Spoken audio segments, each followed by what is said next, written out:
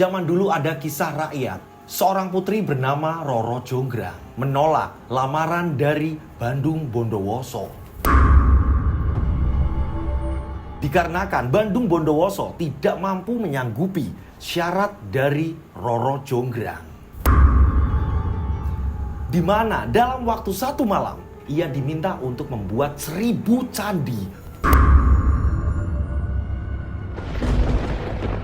Dan Bandung Bondowoso pun dinyatakan gagal. Nah, apa hubungannya dengan cerita yang akan saya bawakan? Di cerita kali ini, kiriman dari subscriber menceritakan ada seorang pemuda di mana ia ingin melamar kekasihnya. Akan tetapi, ia justru malah diremehkan, bahkan direndahkan oleh calon mertuanya. Calon mertuanya mengatakan, "Punya apa kamu, nak? Jika tak mampu, mending balik arah dan mundur." Jadi calon mertuanya ini benar-benar menganggapnya sepele. Pemuda tersebut hatinya terkoyak, hatinya terbakar oleh perkataan calon mertuanya. Ia pun ingin membuktikan bahwa dirinya mampu. Di tengah-tengah perjuangannya, sang pemuda tersebut ini sempat bertemu dengan calon mertuanya. Yang awalnya merendahkan, meremehkan. Calon mertua pun akhirnya memberi semangat. Ketika pemuda tersebut sudah berhasil meraih kesuksesan, pemuda tersebut memantapkan hatinya, memantapkan langkahnya menuju ke rumah kekasihnya untuk melamarnya. Di sini calon mertuanya mengatakan, "Maaf nak, walaupun kamu sudah sukses, tapi kami mengurungkan niat untuk menerimamu di keluarga kami. Perjuanganmu meraih kesuksesan tidak wajar, nak."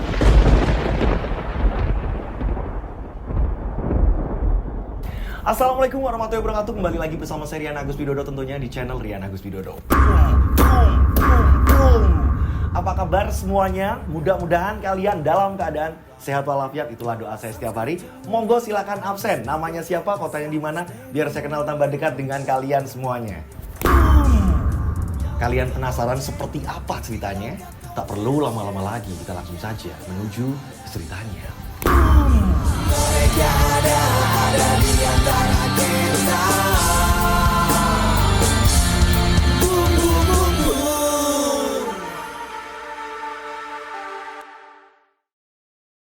Seperti biasa, nama, tempat, toko semuanya disamarkan untuk keamanan bersama. Gitu. Saya mempelajari cerita ini agak lumayan lama, tapi ternyata wow juga di cerita kali ini. Tokoh di sini kita sebut saja namanya Rudi. Rudi hidup dengan kakak perempuannya. Bapak ibunya Rudi sudah lama tiada. Nah, Rudi sendiri bekerja pada salah satu seorang juragan. Nah, juragannya kita sebut saja namanya Pak Wardiman. Lapaknya ini menjual segala jenis unggas. Rudi sendiri bisa dikatakan salah satu karyawan kepercayaan Pak Wardiman. Rudi sering sekali mendapatkan pujian. Bahkan karyawan yang lain pun merasa iri. Sering sekali ketika waktu istirahat, karyawannya pun ngomong, "Enak kamu Rud, dikit-dikit Rudi, dikit-dikit Rudi." Kalau saya sama teman-teman, lah boro-boro. Lah ini kan semua kebijakan dari Pak Wardiman. Masa iya saya menolak pemberian dari Pak Wardiman? Ya kalau kalian ini pengen atau apa, ya kalian coba ngomong sama Pak Wardiman. Saya nggak mau kalau seperti ini seolah-olah ya saya ini beda dengan kalian. Padahal ya saya ini ya sama kalian kok. Inilah ada kecemburuan.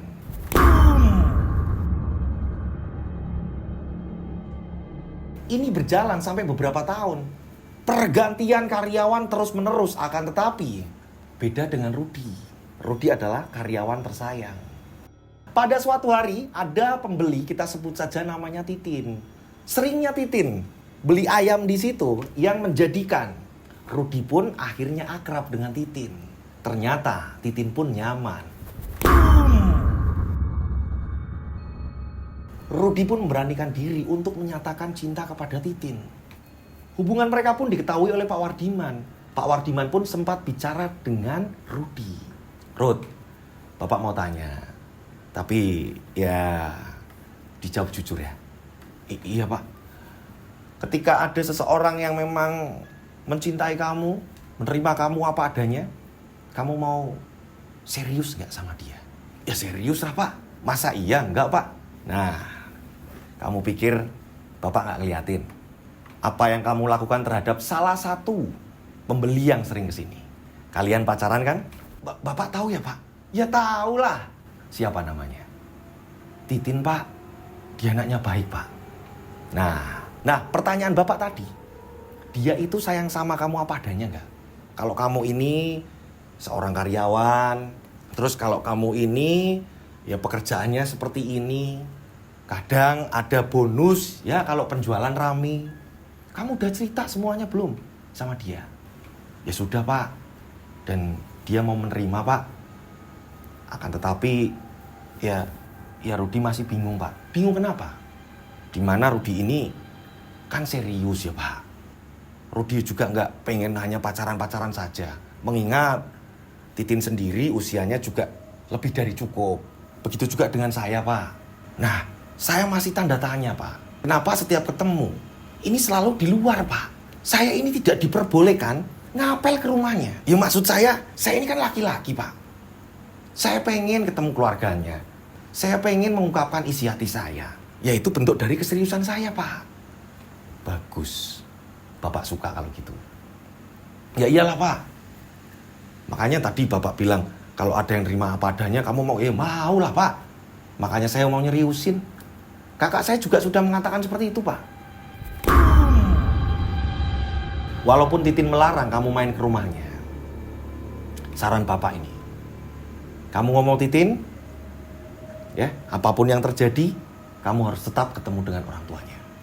Saya takutnya gini Pak, kalau saya tiba-tiba ngomong sama Dek Titin, terus Dek Titin ini gak mau Pak, kamu jawab toh bahwa kamu mencintai Titin ini tidak main-main. Tunjukkan kalau kamu ini punya tanggung jawab. Berani gak? Iya sih Pak, saya takut kehilangan aja Pak. Loh, kok takut kehilangan? Coba dulu. Iya Pak, saya akan mantapkan hati Pak. Akhirnya, ini mengatakan kepada Titin bahwa aku bakalan tetap nekat datang ke rumahmu. Sepahit apapun, aku tetap melangkah. Tibalah waktunya, Rudi datang ke rumahnya Titin. Orang tua Titin ditanyain kan pekerjaannya apa. Rudi di sini menjawab, saya seorang karyawan, jual unggas. Pemiliknya bernama Pak Wardiman Bu. Saya ingin menikah dengan putrinya Ibu. Calon mertuanya mengatakan, punya apa kamu nak? Jika tak mampu, mending balik arah dan mundur.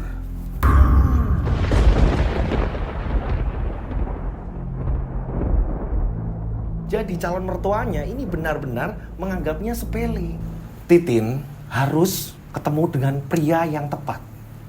Nuhun sewu nggih Bu. Walaupun saya ini seorang karyawan, niat saya ini tulus Bu. Maaf nak, berumah tangga itu gak cukup dengan niat nak. Selain untuk dirimu sendiri, adakah kewajiban tanggung jawab di rumah? Ada Bu, kakak saya Bu. Jadi saya ini di rumah tinggal berdua dengan kakak saya Bu. Saya yang menanggung Bu. Nah, itu bisa dikatakan susah. Apalagi kamu ditambahi tanggung jawab satu orang lagi. Jika tak mampu mending gak usah nak. Jangan dipaksakan. Silahkan kalau mau pulang. Wah, di sini Rudi ngerasa dirinya ini terkoyak, hatinya ini terbakar kan. Ku tak ingin bila harus berandai-andai lagi, karena ku takut lebih keras bila ku terjatuh nanti.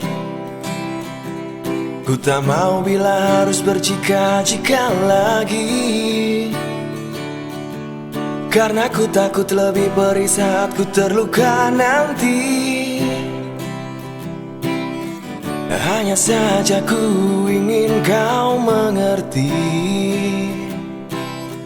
sudilah kiranya kau buka hati. Rudi pun akhirnya galau. Ini yang menjadikan Pak Wardiman ini nanya, kamu kenapa? Bapak lihat, muka kamu itu asem banget loh. Ada orang pembeli atau apa segala macam nanya unggas ini. Muka kamu itu seperti itu. Kenapa? Nggak apa-apa Pak. Sini dulu, sini. Bapak mau ngomong, duduk. Saya mencoba saran Bapak. Yang ada saya ini malah diusir. Dibilang kalau nggak mampu ya nggak usah. Karena menurut ibunya, kalau saya ini masih punya tanggungan di rumah berarti belum siap Pak. Itu sih Pak. Memang, kalau gajinya hanya karyawan saja, di daerah kita loh khususnya itu, yang dimana memang jauh dari kemajuan, ya memang susah. Kamu bilang tadi ibunya itu seperti itu, sudah dipastikan. Berarti mereka ini orang berada. Mereka pasti nggak mau kalau anaknya di kemudian hari hidup susah. Satu-satunya jalan, yuk kamu jangan jadi karyawan. Terus saya ini mau kerja di mana Pak? Kalau saya ini nggak kerja di sini Pak, saya ini mau apa Pak? Lawong, saya ini hidupnya juga dari sampean kok Pak. Gini, saya bisa sukses seperti ini, yo gara-gara kamu. Saya bisa seperti ini, yo berkat karyawan yang lain juga. Kamu itu salah satu karyawan yang Bapak pertahankan. Ya semoga nanti Bapak dapat ilham. Bapak mau meyakinkan dulu apa isi hati Bapak dan isi di kepala Bapak. Maksudnya apa? Nah, singkat cerita ini, berapa hari kemudian Pak Wardiman pun kembali mengajak ngobrol Rudi. Rud, Bapak ini kan punya 2 lapak loh ya. 2 toko, ada tambahan di bagian depan, ada 2 loh ini. Semuanya jalan. Saran Bapak, kelola salah satu lapak Bapak. Maksud Bapak gimana Pak? Iya, belilah lapak Bapak dengan separuh harga. Ini kan ada 2. Pak, Rudi dapat uang dari mana Pak? Loh, itulah. Gimana caranya kamu itu loh, berjuangnya bagaimana? Ya bener ibunya Titin. Kalau nggak mampu mending jangan dipaksa. Karena terpaksa itu sakit. Nah nanti kalau kamu udah nabung, ya udah bayar Bapak. Ya minimal, ya cicil lah gimana caranya kamu ini. Masa iya kamu nggak bisa ngumpulin uang dari Bapak? Oh, seriusan Pak? Ini dibayar dengan separuh harga Pak? Ya gimana usahanya kamu? Keseriusannya kamu bagaimana?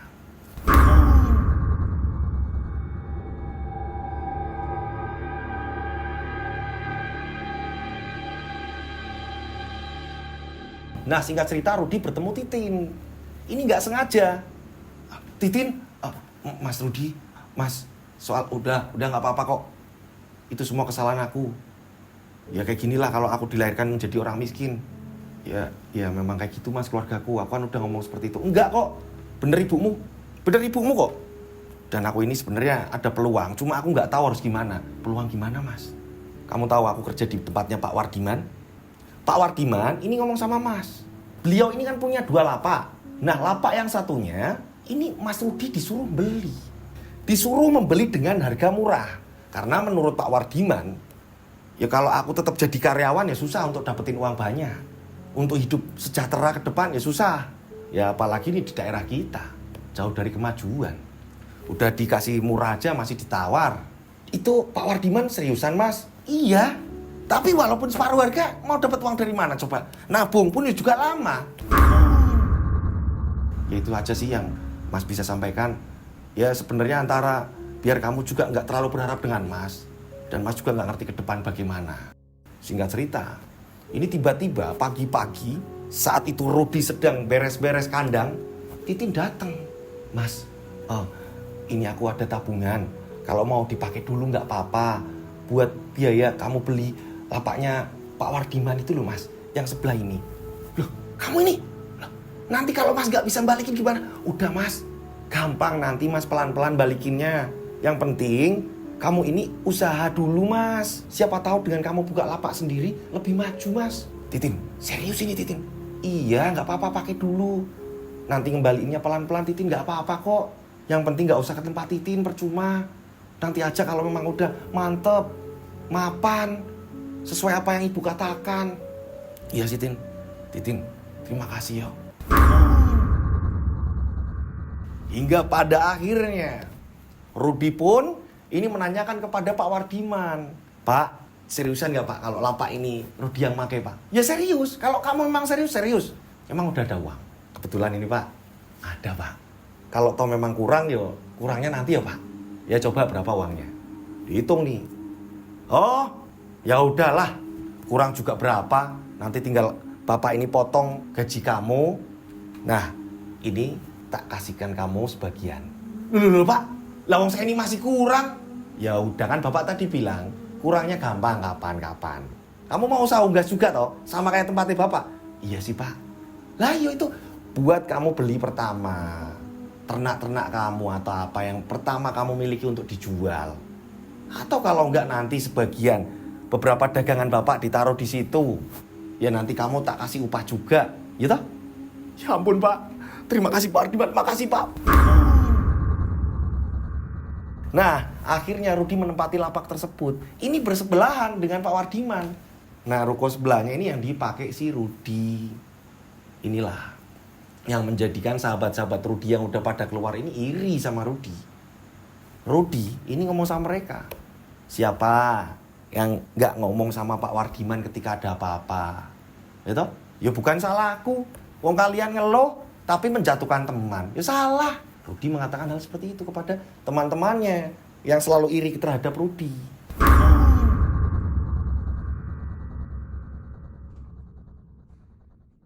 Nah, singkat cerita berjalannya waktu. Pak Wardiman ini nggak tahu kenapa, beliau ini jarang buka.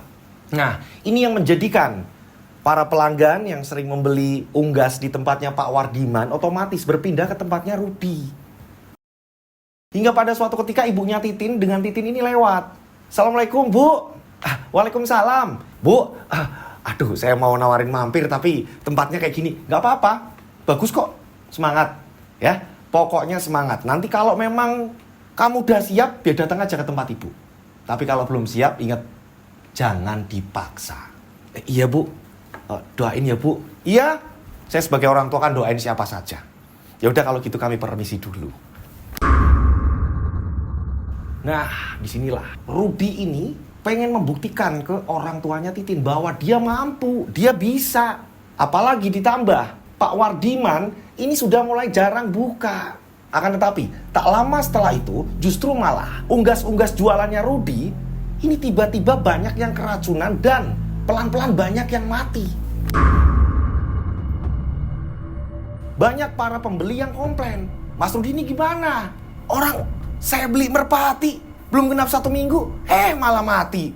Ada virusnya ini di sini, harus diobatin di tempat. Ini harus jadi semprot minimal ya. Unggas-unggas sampean ini dirawat. Jadi para pembeli ini seneng. Ini pada komplain. Lah, kok pada komplain seperti ini? Pada saat Pak Wardiman buka dan Pak Wardiman ini tahu gitu kan. Pak Wardiman mengatakan kepada Rudi, "Rud, tempat kamu ini dengar-dengar ini banyak yang keracunan atau apa gitu ya? Banyak unggas-unggas yang mati ya? Banyak virus juga atau gimana? Saya nggak mau tahu ya. Pokoknya jangan sampai ini merembet ke tempat saya." Pak, tapi beneran Pak, saya ini udah, ya saya nggak mau tahu. Saya juga dagang, walaupun saya jarang buka. Tapi tolong ya kondisikanlah. Ya seperti kamu pada saat kerja di tempat saya. Jangan sampai akhirnya merembet ke tempat saya juga, Ruth. Ini apa? Jangan-jangan Pak Wardiman ini kesal karena banyak pembeli yang pindah ke tempat saya. Nah, Pak Wardiman pun memagari lapak yang ada di teras depan. Dipagarin sama Pak Wardiman. Maaf ya Ruth ya, saya nggak mau kalau akhirnya merembet ke tempat saya. Ya, tolong banget. Kenapa Pak Wardiman seperti ini? Pak, tapi ini bukan karena saya Pak. Ya saya nggak mau tahu. Nah, di sini ada keanehan. Rudi ini sudah membersihkan tempatnya. Bahkan Rudi juga menyemprot, memberikan obat agar unggas-unggas yang ia jual ini tetap sehat dan tidak terinfeksi virus. Akan tetapi tetap saja banyak unggas-unggas yang pada akhirnya saling menular dan mati. Dimana saat itu ibunya Titin ini udah respect sama aku. Kenapa jadinya seperti ini? Wah, Rudi bingung. Otomatis ini orang belinya akhirnya ke tempatnya Pak Wardiman.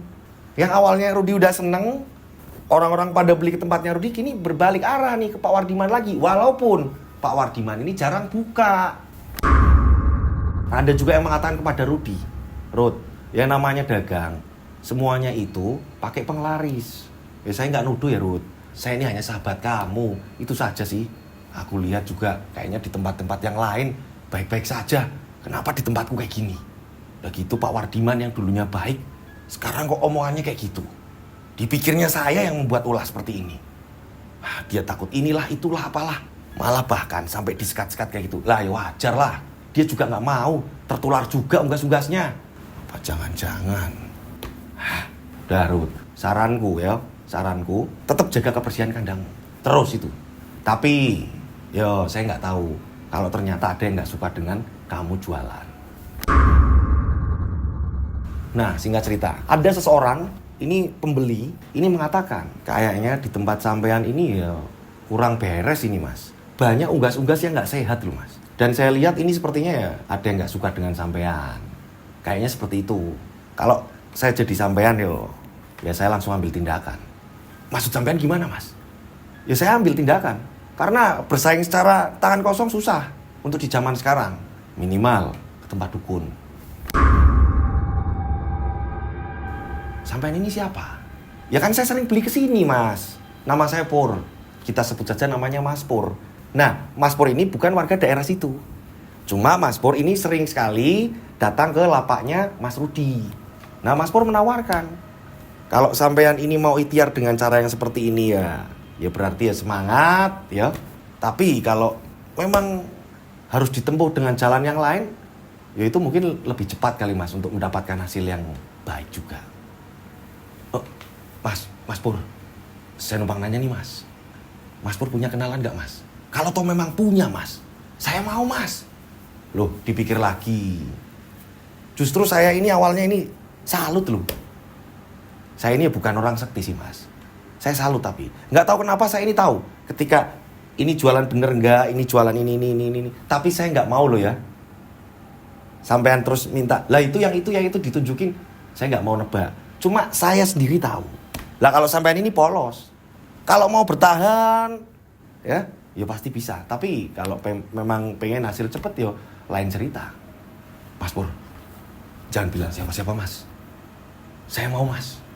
Karena saya ini ada misi mas. Saya ini mau menikahi seseorang mas. Ada kenalan dukun mas, ada. Kalau mau, nanti kita ketemu di mana, tak anterin. Dia ini seorang perempuan masih muda, namanya Bu Darsi. Kalau dari tempat kita ini 2,5 jam lah. Nanti kita datang ke sana. Sampean sendiri yang bilang, tapi yakin mau pakai cara yang kayak gitu. Udahlah mas, saya juga kesel mas sama orang-orang di sekitar saya. Lawang awalnya ini pada baik, tapi giliran saya ini unggasnya ini kena penyakit atau apa, merembet. Terus katanya saya ini yang nyebarin virusnya. Kemarin ada mas ini samping saya. Saya dulu kerja di tempatnya dia, di tempatnya beliau, namanya Pak Wardiman. Geger. Katanya takut nular lah apalah. Samping saya juga sama. Depan saya juga ngocehnya kayak gitu. Kan kesel mas saya ini. Jadi pengennya sampean mau lewat jalur yang seperti itu, nanti saya antar. Ini kan jalan seperti ini kan jalan haram nih mas. Bodo amat mas, mau haram kayak mau apa. Saya capek hidup susah mas. Saya ini kemarin itu baru seneng loh. Dapat uang, rame. Calon mertua saya udah baik sama saya. Lah kalau saya ini terjatuh kayak gini, piye mas? Yakin? Apakah nggak pengen dengan jalan lurus aja? Alah capek mas jalan lurus.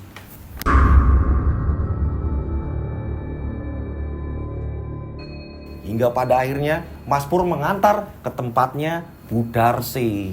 Sesampainya di tempatnya Bu Darsi, Mas Pur pun mengatakan, monggo bilang sendiri sama Bu Darsi. Diceritakanlah semua sama si Rudi. Saya pengen kayak gini bu, saya pengen kayak gini, usaha saya pengen kayak gini, pengen gini. Ini Bu Darsi mengatakan, malam Jumat Kliwon depan datang ke sini ya. Ini antara kamu kuat atau enggak. Lah, apa toh bu? Pernah menyelam toh? Pernah bu, di sungai saya pernah menyelam. Dulu saya kecil, saya suka berenang juga bu. Ini bukan sungai. Belakang rumah saya ini ada kolam. Tapi di situ isinya ini bukan air, darah kerbau. Itu kan ada pemotongan toh. Nah, memang darahnya ini ditaruh di tempat saya. Ada penampungannya. Dan warga sini sudah tahu ini untuk ritual. Lah kalau kamu siap, nanti Jumat Kliwon kamu kesini. Iya bu, saya mau. Langsung mengiyakan. Mas Pur mengatakan, yakin kamu itu mau ngelakoni itu. Saya ini cuma nganter loh ya. Tapi saya lihat kamu itu masih ragu. Enggak Mas Pur, saya tetap ingin mendapatkan cinta saya Mas Pur. Hingga pada akhirnya tibalah malam Jumat Kliwon. Saat itu Rudi pun mengiyakan apa kata Bu Darsi. Kan setelah udah dibacain mantra segala macem, Ternyata memang benar adanya. Di belakang rumahnya Bu Darsi, ini ada kolam. Di mana ini memang isinya darah. Dan memang ini jauh dari pemukiman. Jadi perkebunan, dan di situ kayak dibuat penampungan. Itu kayak bak air, akan tetapi di situ isinya darah. Seperti kolam gitu, tapi nggak begitu besar. Rudy pun tengah malam, ia disuruh melepas semua pakaiannya. Ia pun mulai masuk ke kolam tersebut. Gitu. Setelah ia masuk di kolam itu, tak lama kemudian, tangan Bu Darsi langsung menyelupkan kepalanya Rudy. Ayo, ditahan. Ditahan. Ngerti kamu? Iya Bu, dicelupin. Setelah dicelupin, tak lama kemudian, setelah itu kembali ditarik lagi. Sampai sudah 3 kali. Ya, barulah sudah merasakan terbiasa seperti itu, Bu Darsi mengatakan, udah mulai adaptasi, dalam hatimu baca mantra ini. Saat itu, ini nanti kamu mulai dari awal. Kalau tadi Ibu anggap adaptasimu dengan darah tadi. Ini nanti setiap 1 kali celupan, kamu dalam hati membaca rapalan tadi. Ini sampai 7 kali. Nah, saat itu Bu Darsi pun menaburkan bunga di situ, di sekitarnya. Ada kemenyan di situ dibakar. Bu Darsi pun membaca mantra. Dimulai dari sekarang. Nanti kalau sudah ke-7, kamu ini langsung membasuhkan darah itu ke seluruh wajahmu. Setelah itu nanti nunggu saya. Nunggu aba-aba selanjutnya dari saya. Nah, akhirnya Rudy pun ditinggalkan. Tengah malam. Dan itu memang berada di belakang rumahnya Bu Darsi. Sekitar 15-20 meter jaraknya. Setelah Rudy sudah berhasil ke-7 kalinya. Dan terakhir di mana disuruh membasuh seluruh wajahnya. Begitu juga dengan membaca rapalan yang sudah diberikan oleh Bu Darsi. Saat itu juga Rudy ini dikagetkan mendengar suara rintihan tangisan bayi. Nah, pada suara bayi menangis, tak lama kemudian Bu Darsi pun akhirnya datang lagi. Saya kan sudah bilang, fokus. Saya berasa dari dalam. Iya Bu, saya kaget aja Bu. Saya udah berendam yang ke-7. Saya lagi baca mantra yang dari Ibu. Kenapa tiba-tiba saya mendengar? Udah, paham kamu. Nanti akan ada lagi. Bu Darsi pun kembali masuk ke rumahnya. Jadi Bu Darsi ini berasa. Rudy berusaha fokus, akan tetapi justru malah. Ini Rudy justru malah melihat dengan jelas. Melihat dengan jelas ibu bapaknya Rudy yang sudah tiada. Kedua tangannya ini diborgol dengan menggunakan besi yang sangat besar. Nah, Rudy ini seolah menyaksikan dengan jarak yang sangat dekat. Tak lama, ini ada beberapa kerbau mendekat. Rudy pada saat itu nggak bisa apa-apa. Ketika Rudy ini melangkah, mencoba untuk meraih bapak ibunya, ini seolah bapak ibu Rudy ini semakin menjauh pula. Jadi susah untuk Rudy gapai. Nah, kerbau-kerbau tadi ini berubah. Kerbau-kerbau tersebut ini tiba-tiba berdiri. Menjadi manusia lengkap dengan tangan dan kaki. Tinggi besar, akan tetapi bagian kepalanya ini tidak berubah. Masih tetap kerbau.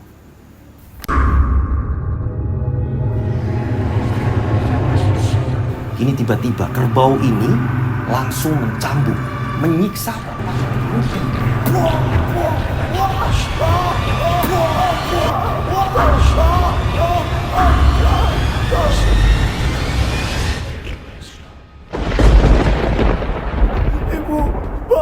Ibu, bapak. Rudy mendekat, mereka menjauh. Rudy mendekat, mereka menjauh. Jaraknya dekat, akan tetapi ketika Rudy melangkah, bapak ibunya ini menjauh. Ya kan susah. Tak lama kemudian Bu Darsi mengatakan, cukup. Bu, kenapa saya membayangkan? Iya, kamu gak fokus. Ternyata Bu Darsi ini datang yang kedua kalinya ini sama Mas Pur. Ini efeknya ini baru setengah, separuh. Ini jangan sampai yang seperti ini lagi. Malam Jumat Kliwon depan harus sukses. Walaupun kamu melihat apapun yang ada di bayangan kamu, ya tetap fokus, baca mantra itu. Jangan sampai kamu ini berhenti. Paham kamu? Iya Bu. Mas Pur pun mengatakan, iya kita ini udah jauh-jauh loh. Iya Mas Pur, maafin saya Mas Pur. Nggak tahu kenapa bayangan saya justru malah orang tua saya yang sedang disiksa Mas Pur. Ya udah turutin aja. Apa kata Bu Darsi? Saya juga ada kerjaan loh. Saya bela-belain nganter kamu ke sini. Ya Mas Pur, maafin saya.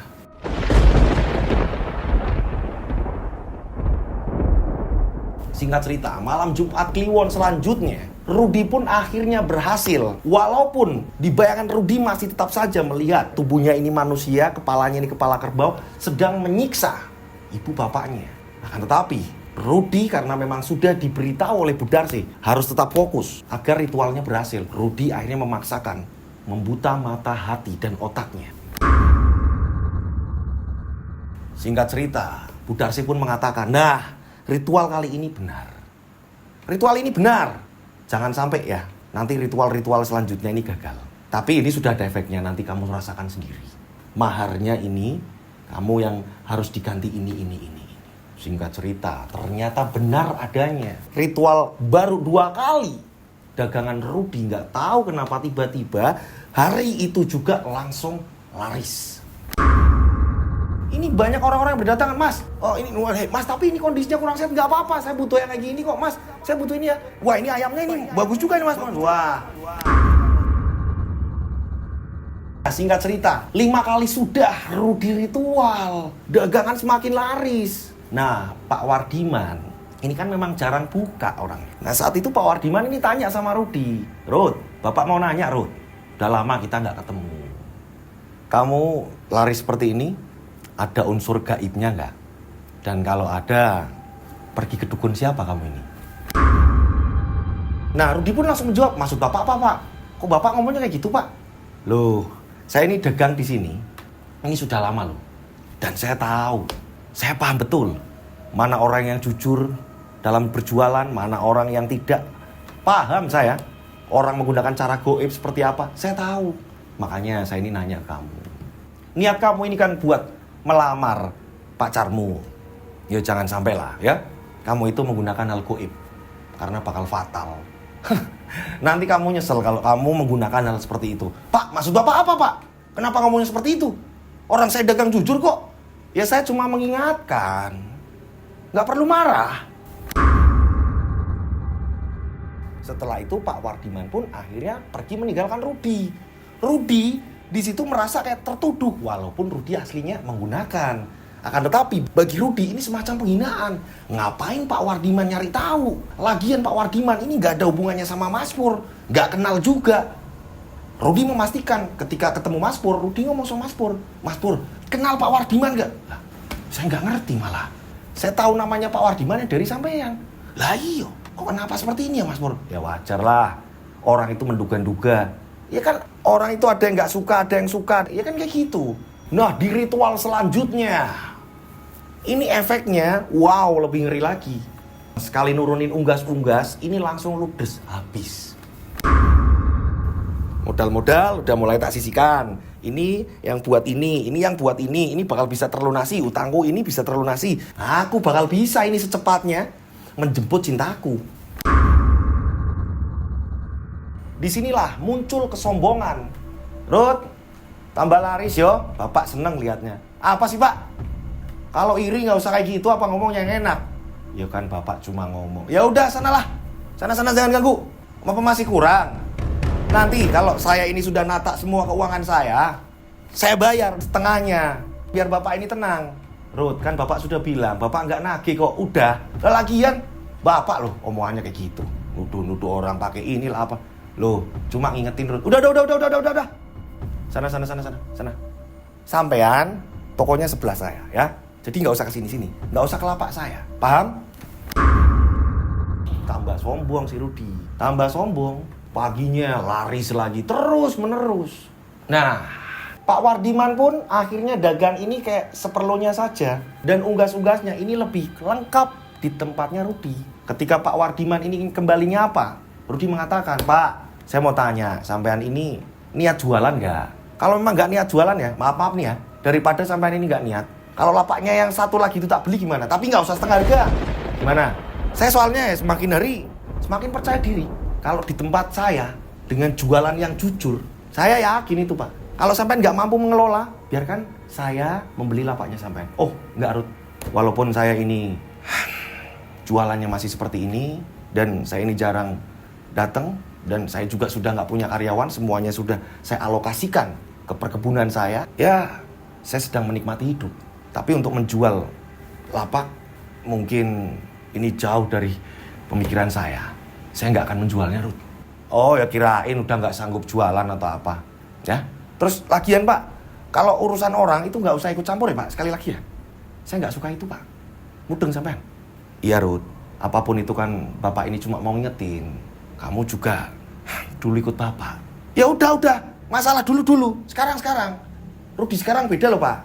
Nggak seneng aja Pak, kalau ada orang yang denger nggak enak toh. Dikiranya saya ini pakai penglaris kayak atau apa kayak.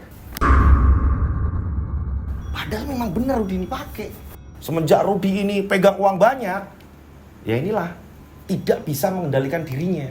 Foya-foya, bahkan sering ke hiburan-hiburan malam. Nah kakaknya Rudy udah mulai curiga. Kamu itu sebenarnya ngapain sih? Kok setiap hari, yo, kamu jadi ngelantur, pulangnya semrawut, terus kamu sok-sokan nyari anak buah banyak, terus kamunya ini foya-foya, kamunya ini cuma main saja kerjaannya. Udahlah Mbak diem aja Mbak. Loh Ruth, Mbak cuma mau ngingetin, ya, inget tanggal dimana kamu nanti ketemu sama ibunya Titin yang sudah kamu buletin. Ini sebentar lagi loh. Saat itu kamu bilang sama Mbak pokoknya tanggal ini saya bakalan ngelamar Titin. Saya udah ngomong sama ibunya juga. Ibunya dulu respect, tapi saya memang nahan diri untuk bertemu Titin. Jadi modelnya nanti saya ke sana itu langsung lamar. Kamu loh yang ngomong seperti itu. Mbak masih inget kok. Oh, iya sih Mbak. Iya makasih Mbak. Apa saya ini terlihat foya-foya banget ya Mbak? Ya iyalah. Wong kamu itu kayak lupa diri kok. Rudy terlihat lupa diri, banyak teman-teman yang datang bla bla bla bla. Akan tetapi sebenarnya di setiap tidurnya Rudy selalu dimimpikan kedua orang tuanya ini dicambuki oleh siluman kerbau. Badannya manusia, kepalanya kerbau, membawa cambuk dan menyiksa kedua orang tuanya Rudy. Akan tetapi ketika Rudy memikirkan, maka berpengaruh ke dagangan. Tapi kalau Rudy membiarkan saja mimpinya seolah-olah ini tidak terjadi apa-apa, ya udah, Rudy sukses. Pantangannya itu. Singkat cerita, akhirnya Rudy ngecek tabungan. Setelah ini mulai kebayar, wah, ini kayaknya pas untuk saya ini menuju ke tempatnya Titin.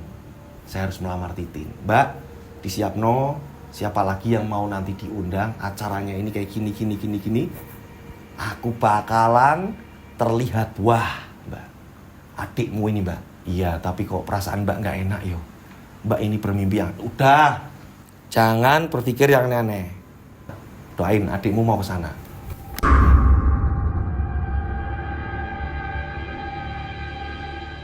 Tibalah waktunya akhirnya Rudy menuju ke rumahnya Titin. Rudy ini sudah mampu membeli mobil. Assalamualaikum. Dek. Assalamualaikum. Nah, tak lama kemudian ternyata benar. Dibukakan pintunya oleh ibunya Titin. Jegrek. Waalaikumsalam. Rudy datang, Bu.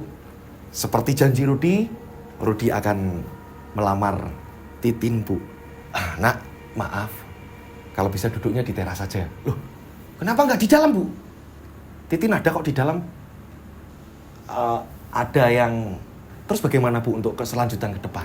Rudy udah siap soalnya, Bu. Sudah menatakan semuanya buat Dek Titin tercinta. Maaf ya, Nak. Sekali lagi maaf. Saya mewakili keluarga, termasuk Titin. Tidak jadi menerima kamu di keluarga ini. Ibu ini ngomong apa sih, Bu? Saya ini berjuang keras. Ibu lihat sendiri setiap lewat. Ibu mau tanya, kesuksesan kamu ini berasal dari mana? Apakah dari hal goib? Katakan pada Ibu, Nak. Jawab hanya satu kata, iya atau tidak. Iya tidak lah, Bu. Oh, ya udah, silakan. Bu, ini gimana maksudnya? Tin, Mas Rudy kesini nih, Tin. Pergi dari rumah saya. Bu, saya tahu. Ibu ini pasti dengar kabar dari orang-orang kan? Saya tahu siapa yang nyebarin gosip ini, saya tahu. Orang udah bau tanah kok ya ikut campur. Niat nolong tapi kok kayak gini. Apa jangan-jangan orang tua itu suka sama si Titin ya? Rudy kesel. Yang dimaksud adalah Pak Wardiman. Rudy akhirnya segera masuk mobil. Ia merasa terhina. Ia juga merasa bahwa usahanya digagalkan oleh Pak Wardiman. Ini niat nolong tapi kok kayak gini. Udah jelas ini kabar nyebar ini. Kalau nggak si Wardiman siapa lagi? Sepanjang jalan menuju ke rumahnya Wardiman ini ngoceh terus. Memarkir mobil di depan rumahnya, dan kebetulan di situ ada salah satu karyawannya. Mas, bapak di mana? Ada di kebun belakang. Itu pak, ada keperluan. Udah diam. Bukan urusan kamu. Saat itu Pak Wardiman ini terlihat sedang menanam-nanam. Itu sedang bercocok tanam di situ. Ada 2 karyawannya, akan tetapi jaraknya agak jauhan. Pak, kamu kesini toh? Sini dulu, di sini dulu. Ini bapak. Diam. Udah, nggak usah basa-basi. Saya mau ngomong sama kamu. Kamu pernah dipukul orang nggak, Pak? Kamu ngomong apa sih, Ruth? Nah ini biar kamu ngerasain kalau dipukul orang kayak apa ini. Mulut kamu itu udah nggak enak loh. Gagalin acara pernikahan saya. Saat itu Pak Wardiman langsung dipukul. Buang. 2 karyawannya langsung lari. Mas, cukup. Kalian nggak usah ikut campur. Kamu itu pengennya seperti apa, Narudi? Pak, sampean harus mempertanggungjawabkan mulutnya sampean ini. Ngomong sama ibunya Titin. Kalau saya ini nggak pernah main hal-hal goib, hal-hal mistis, paham? Mas, jangan kayak gitu, Mas. Diam kamu, nggak usah ikut campur. Sudah. Ini biar urusan Bapak. Kalian kembali lagi bekerja. Iya, Pak De, tapi Pak De, udah, nggak apa-apa, Pak De, nggak apa-apa kok. Saat itu memang sudah babak belur, dihajar Rudi. Pak Wardiman ini kondisinya babak belur, orang tua kok. Disuruh masuk ke dalam mobil, saya disuruh apa lagi? Saya udah dari sana, saya dijatuhkan ya gara-gara sampean. Siapa lagi? Orang-orang pasar ini pada curiga ke saya yakin mulutnya sampean. Ruth, kamu akan menyesal nanti. Udah dari dulu saya ini nyesel ikut sampean kalau sampean kayak gini. Pak Wardiman ini disuruh mempertanggungjawabkan bahwa menurut Rudi ini kabar sampai ke telinganya ibunya Titin ini ya gara-gara Pak Wardiman gitu loh. Diketuk pintunya, dok. Assalamualaikum. Keluarlah ibunya Titin, begitu juga dengan Titin. Kaget. Bu, ini orangnya. Ini yang suka nyebarin gosip. Saya udah ngalah terus loh. Nah, dia biar mempertanggungjawabkan, kamu itu ngapain? Biang keroknya, Bu. Lah ini biang keroknya, Bu. Titin tiba-tiba angkat bicara. Mas, walaupun kata ibuku kamu tidak menggunakan penglaris, kamu tidak berhubungan dengan hal goib, kamu tidak berhubungan dengan hal mistis, apalah itu, saya tetap tidak akan menerima cintamu, Mas. Saya tetap tidak akan menikah denganmu, Mas. Jijik aku, Mas. Bang! Kamu tahu, Mas, beliau adalah Pak Deku. Kamu telah memukuli Pak Deku.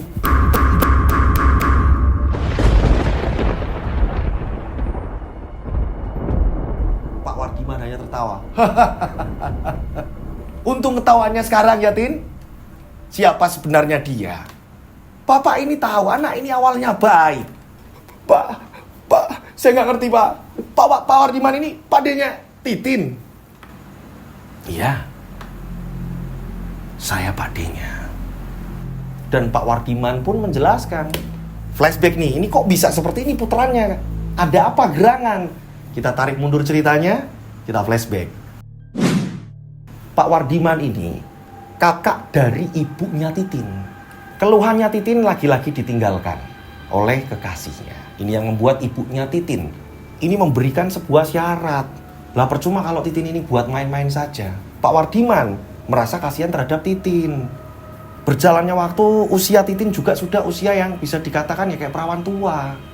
Pak Wardiman gak ingin melihat keponakannya nyesel yang kesekian kalinya. Makanya Pak Wardiman bilang, nanti kamu sering datang ke tempatnya Pak D, ya, ke lapaknya Pak D, tak kenalin. Ada karyawan Pak D, dia ini baik loh, jujur. Namanya Rudi. Nah, seolah kalian ini kenalnya ini natural aja gitu. Jangan sampai Pak D ini bilang kalau kamu ini ponakannya Pak D. Nanti hormatnya sama Pak D, sama kamunya enggak, ya kan? Kasihan kamunya. Iya Pak D. Oh, ya nanti lihat orangnya dulu ya Pak D. Iya. Ini karena Pak D ini kasihan sama kamu. Makanya ini dengan Rudi, mudah-mudahan jodoh kamu. Ternyata benar adanya. Rudi ini kan sempat mengatakan kepada Pak Wardiman. Rudi saat itu bingung. Pak Wardiman ini menyuruh untuk membeli lapak bapak separuh harga. Ternyata uang yang untuk membayar separuh harga itu pun ini uangnya Pak Wardiman diberikan kepada Titin. Coba Tin, dipancing pakai uang ini aja dulu, sebagian aja. Lah buat apa Pak D? Lah ibumu kan pengen dia ada usaha. Itu kan lapaknya Pak D ada 2. kamu nanti ditembung nggak ya? Sering-sering aja kamu ini nyari waktu di mana biar jumpa dia. Coba dia cerita nggak? Kalau cerita, kalau dia memang niat usaha, kasihkan uang itu. Ya kamu bahasanya minjemi gitu, biar nggak ketara. Lah tapi kan banyak Pak. Lah ya makanya itu, bilang aja pinjemi. Ya karena kan tendensinya kamu ini saling cinta, udah gitu aja. Ternyata emang bener diberikan kepada Rudi lewat tangan Titin. Tapi Rudi nggak tahu kalau ini sudah settingannya dari Pak Wardiman. Rudi nggak tahu. Bener, Pak Wardiman ini sudah ngerasa senang ketika Rudi sudah bisa berjualan. Disinilah Pak Wardiman kurang yakin. Nah, Pak Wardiman masih mengetesnya lagi nih. Coba, ikhtiarnya udah bisa, jualannya udah bisa, tak tes dengan kemewahan, kesuksesan yang berlimpah. Akan tetapi lewat jalur yang cepat. Ternyata Mas Pur adalah orang suruhannya Pak Wardiman. Mas Pur ini memang udah settingannya Pak Wardiman juga. Sebenarnya udah mau ketara nih ketika Rudi ini menanyakan, sampean ini siapa Mas? Kok saya ini baru lihat. Akan tetapi Mas Pur pinter ngomongnya. Loh, saya sering kesini kok. Masa iya sampean ini nggak ngerti? Saya cuma nggak tinggal di daerah sini. Nah, Mas Pur disuruh Pak Wardiman untuk menawarkan, coba kalau menggunakan penglaris, dan kamu kan kenalan dukunnya banyak, dia ini tergiur nggak? Nanti kamu tak kasih upah. Mas Pur pun mengiyakan, iya bos, siap. Ternyata memang benar adanya. Rudi tergiur menggunakan pesugihan. Otomatis Mas Pur lapor Pak D. Pak D, ini kayak gini. Nanti ada ritual selanjutnya. Ya udah sabar, tungguin. Akan tobat nggak? Kalau pas saya nanya itu nanti masuk itu akan tobat nggak? Coba saya nanya dulu. Ternyata ketika Pak Wardiman ini nanya, disinilah yang membuat Rudi kayak ngerasa, wah dituduh nih. Walaupun Rudi menggunakan pesugihan, menggunakan penglaris. Padahal di sini secara tidak langsung Pak Wardiman ini mengingatkan. Mas Pur juga sempat mengingatkan, nggak tega sendiri. Yakin Mas sampai mau menggunakan seperti ini, saya nggak tanggung jawab loh. Sebenarnya mereka ini sudah mengingatkan dengan cara halus. Akan tetapi Rudi buta, hilaf, tetap menempuh jalur pesugihan. Permasalahan unggas mati pun ini bukan dari Pak Wardiman. Bisa jadi karyawan-karyawan yang memang nggak suka dengan kesuksesan Rudi. Inilah bentuk dari Pak Wardiman mengetes Rudi. Dan Rudi pun gagal. Flashback pun selesai. Rudi pun menyesal. Rudi bersujud di situ terhadap Pak Wardiman, begitu juga terhadap ibunya. Dan tiba-tiba Titin mengatakan, kembalikan ruko Pak D. Iya nanti saya akan kembalikan Pak D. Aduh, Rud. Titin pun mengatakan, saya memaafkan, ibu juga memaafkan, semua memaafkan. Tapi bicara soal hati, maaf ya Mas, aku tidak lagi mencintaimu Mas. Kamu harus bertanggung jawab atas kekerasan terhadap Pak D-ku. Berjalannya waktu, setelah ruko dikembalikan, Rudi di sini hancur. Mas Pur mengabarkan, ini sampai didengar keluarganya si Titin. Mas Pur mengatakan, jika Rudi ini sudah sampai gila, bahkan yang lebih parahnya lagi, tingkah lakunya sudah seperti kerbau. Dia ini makan rumput di sawah sambil merangkak. Nanti kalau ada kerbau, dia ini datang menghampiri, ngumpul dengan kerbau yang lain. Sampai-sampai jadi tontonan anak-anak. Mas Pur ini melihat, nah Mas Pur ini mengabarkan ini, Rudi sekarang seperti ini. Setelah kebangkrutan semuanya. Kakaknya ini sampai malu. Ini kesalahannya ini beruntun. Yang pertama ini sudah bohong dengan Pak Wardiman. Kesalahan membohongi Titin dan keluarga. Yang lebih parahnya lagi, ini perjanjiannya bukan sama manusia, melainkan sama goib, dengan makhluk halus. Ada beberapa ritual yang harusnya dilanjutkan, akan tetapi Rudi sudah kepalan tanggung, stres. Ini yang menjadikan Rudi ini lupa akan jadwal-jadwal selanjutnya yang dimana Bu Darse ini mengharuskan Rudi ritual. Ini dilewati begitu saja sama Rudi. Ya sudah, lebur sekalian. Hancur sekalian. Hancur, lebur. Dan cerita pun selesai. Saya mengucapkan banyak terima kasih. Mohon maaf kalau ada salah-salah kata dalam saya bercerita. Di sini ada edukasi banyak ya. Yang baik diambil, yang buruk ditinggalkan. Oke? Nah, buat teman-teman yang punya pengalaman misteri, caranya gampang, dikirim per paragraf atau per kalimat. Kirimnya kemana? Kalian bisa kirim ke DM Instagram saya @dodosinjo, atau kalian bisa kirim ke nomor WhatsApp saya 0858 704 3333 63-nya 4 kali. Saya ulang 0858 704 3333 63-nya 4 kali. Oke? Seperti biasa dikasih nama dan nama kota agar tidak tertumpuk dengan WhatsApp lain. Saya berdoa mudah-mudahan penikmat channel Rian Agus Widodo ini banyak rezeki melimpah, selalu dilindungi Allah Subhanahu wa taala, dijauhkan dari mara bahaya, panjang umur, sehat selalu. Akhir kata, saya Rian Agus Widodo mengucapkan wassalamualaikum warahmatullahi wabarakatuh. Mereka ada di antara kita.